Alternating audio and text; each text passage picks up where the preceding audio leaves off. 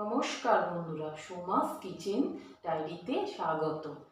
আজকে আমার চিকেন কষায় লাগছে, আগে থেকে চিকেনটাকে ধুয়ে রেখেছি, টক দই, কুচানো পেঁয়াজ ভেজে রেখেছি নুন হলুদ দিয়ে, আগে থেকে আলু, দুটো তেজপাতা আগে থেকে মিক্সিতে আমি বেটে রেখেছি, আদা রসুন কাঁচা লঙ্কা ধনে জিরে। এবার আমি গ্যাসের ওভেনটা জ্বালিয়ে নেব। আগে থেকে আমি কড়াইয়ে তেল দিয়ে রেখেছি। এটা খুব চটজলদি চিকেন কষা, এখন তো সবার হাতে টাইম কম, তাই খুব চটজলদি খুব সুস্বাদু চিকেন কষা। আমি দুটো তেজপাতা দিয়ে দিলাম। আর আমি কুচনো পেঁয়াজটা দিয়ে দেবো। এটা খুব টাইম কম রান্না, সবাই তো এখন ব্যস্ত জীবন।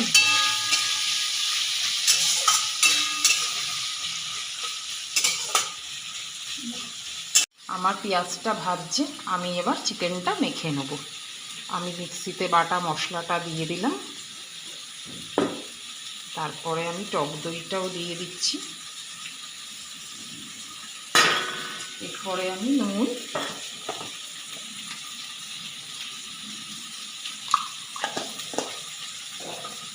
হলুদ,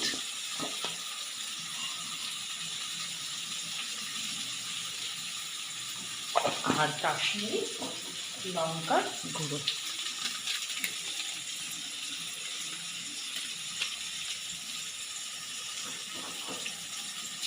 অল্প সামান্য কাঁচা সর্ষের তেল।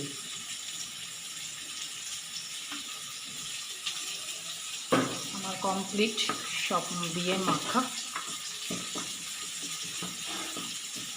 চিকেনটাকে এবার আমি ভালো করে মেখে নেব। এবার আমি চিকেনটা দিয়ে দেবো।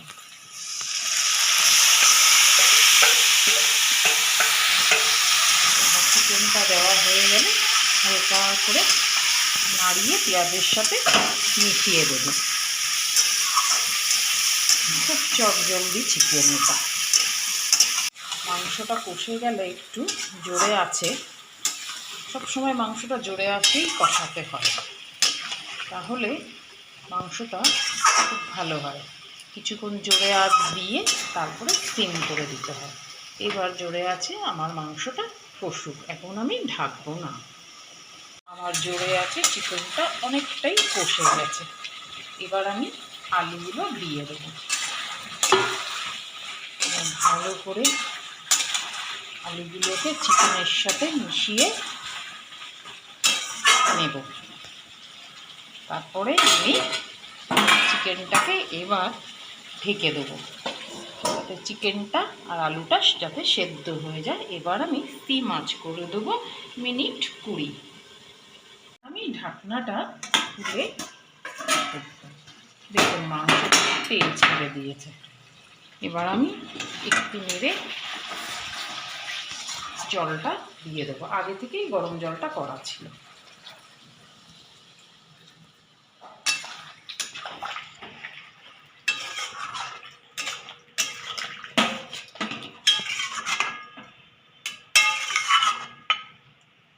একটা কাঁচা লঙ্কা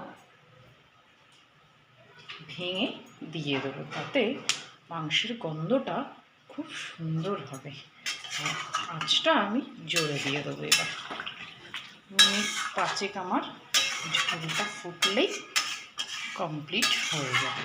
চিকেন কষা কমপ্লিট। গরম মশলা দিয়ে একটু নাড়িয়ে নেব। আঁচটা আস্তে ছিল, এবার আমি একটু জোরে করে দেবো। কমপ্লিট চিকেন কষা। এবার আমি গ্যাসের ওভেনটা বন্ধ করে দেবো। যদি আমার রেসিপিটা ভালো লেগে থাকে তাহলে লাইক, শেয়ার, সাবস্ক্রাইব করবেন আর বেল আইকনটা প্রেস করতে ভুলবেন না।